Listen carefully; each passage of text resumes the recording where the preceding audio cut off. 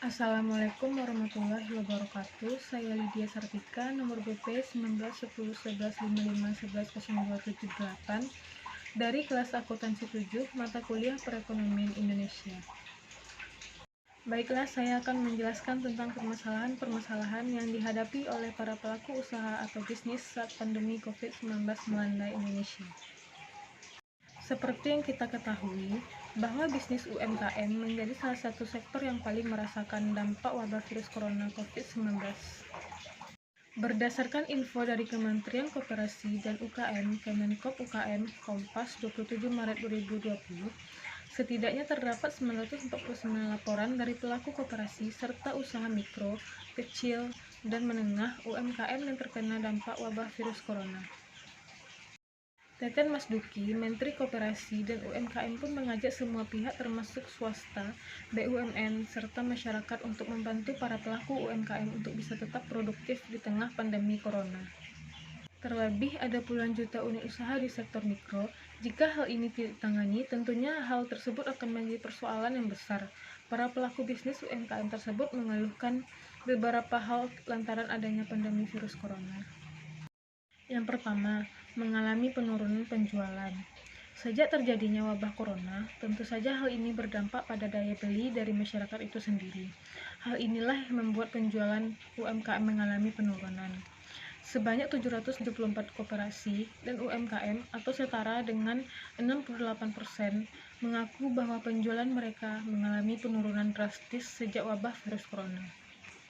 Penurunan ini pun turut dirasakan di berbagai kota di Indonesia, seperti DKI Jakarta, Jawa Barat, Banten, Jawa Tengah, Jawa Timur, Yogyakarta, Sumatera Barat, Sumatera Utara, Bengkulu, Riau, Kalimantan Barat, Kalimantan Timur, Kalimantan Selatan, Bali, Sulawesi Tengah, Sulawesi Selatan, hingga Sulawesi Utara.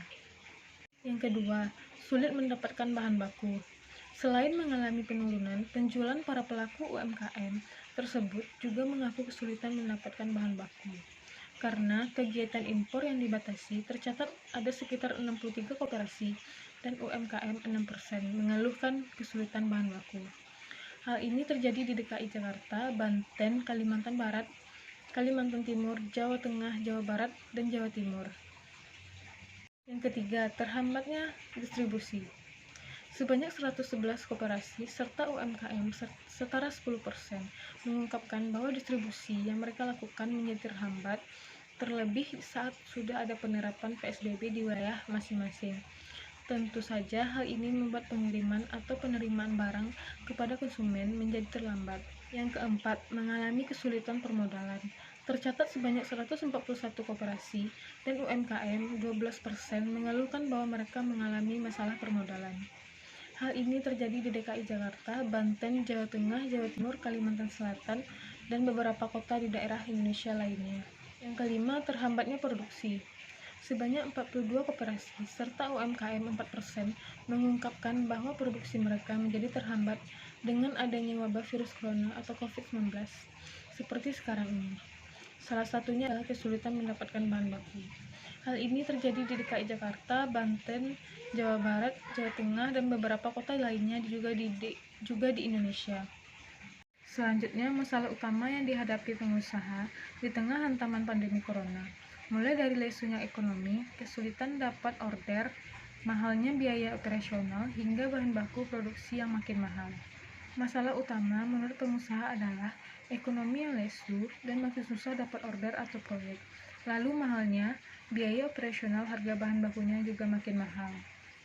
Indikator Politik sendiri menggelar survei terhadap 1.176 pengusaha pada 7 sektor unggulan, mulai dari sektor pertanian, perikanan, pertambangan, industri pengolahan, konstruksi, perdagangan besar, dan ekspor mobil dan sepeda motor, serta pengangkutan dan pergudangan secara nasional. Dari survei tersebut didapatkan 4 masalah yang paling banyak dikeluhkan.